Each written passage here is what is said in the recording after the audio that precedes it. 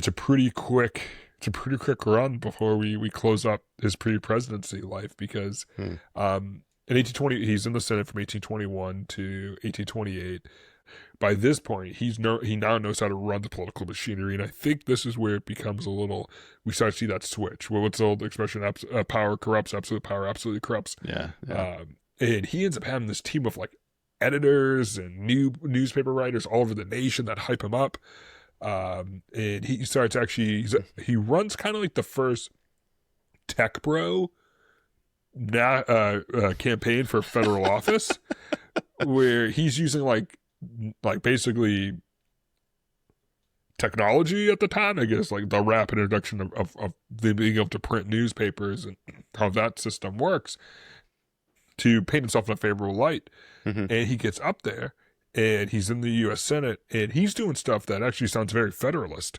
He's favoring limiting federal power. He has skepticism towards federal funding internal improvements. Who does that sound like? Jackson.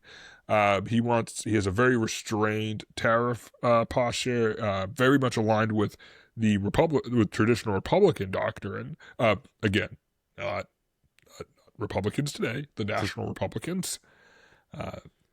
Is this before or after the Tariffs of Abomination? This is contemporary. So the Tariffs of Abomination are being proposed right now. But was he for them or against them? At this point, he's against them. Really? But now he'll switch in 1824. Yeah. Okay. So in 1824, he ends up having a horrific fracture within the Democratic Republicans. I mean, literally cataclysmic. And he didn't support Jackson. He actually supported William Crawford, who was the congressional Republican nominee. I'm going to keep saying the word Republican. I mean National Republicans, which don't have anything to do with Republicans today. Modern Republican movement doesn't come around until Lincoln, until 5-10 years before Lincoln. So we're nowhere near close to that. We're getting there. We're getting there, yeah. But he only supported Crawford because he wanted to preserve the party, because he believed in this.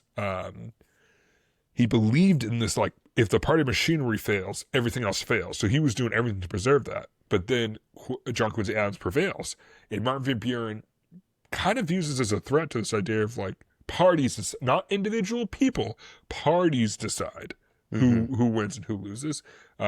History doesn't repeat itself, but it rhymes. And he becomes not a National Republican, not a Democratic Republican, not a Jeffersonian, not even a Jacksonian yet.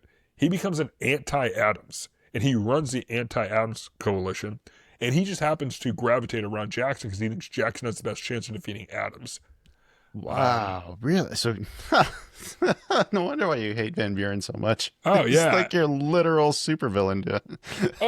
And kind of as we close out towards his pre-presidential run, right? This is going to sound rapid fire, but because we have nothing else to say, because after this happens, once he latches on to Jackson, we covered everything already. Right. We covered everything already. He leaves the Senate in 1828, but he spends all of 1827 becoming the de facto national organizer for Andrew Jackson.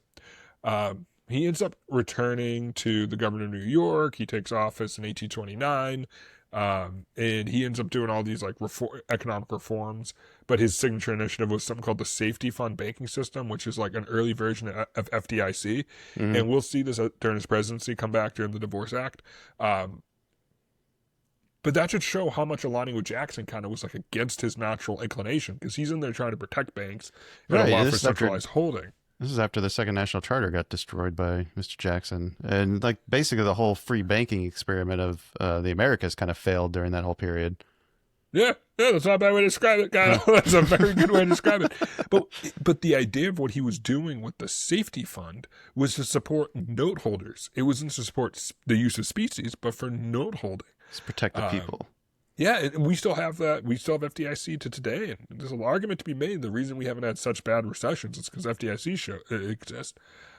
He also endorsed all these internal improvements. He also got rid of debtors' jail in New York at the time, and created all these like super strong regulations involving people who are appointed to oversee finance, which again has New York's a big reason why New York is the financial capital of the world is Martin Van Buren's tenure as New York governor. Mm-hmm. He was only a New York governor for 2 years. By 1829, so he was all of 1828, pretty much all of 1829. He ends up leaving. He ends up resigning in 1829 to become the Secretary of State, and Jackson loves him. Mm-hmm. He's known to be like Why wouldn't he? yeah, but he's known to be more calming, easier to talk to, great consensus builder, which Jackson wasn't. But Jackson very much respected and trusted Van Buren. This was not an unbalanced relationship or a disrespectful relationship. This was a bromance. This is a bromance. Yeah, this is a good partnership. Yeah. One of our intros could be, Eric is the Martin Van Buren to Kyle's Andrew Jackson, but obviously we don't like Jackson that much. No, I considered that, and I immediately swapped it out for something different. Well, do you have anything? Sorry, are we getting to the end here? Is it time to wrap up? Okay. Yeah.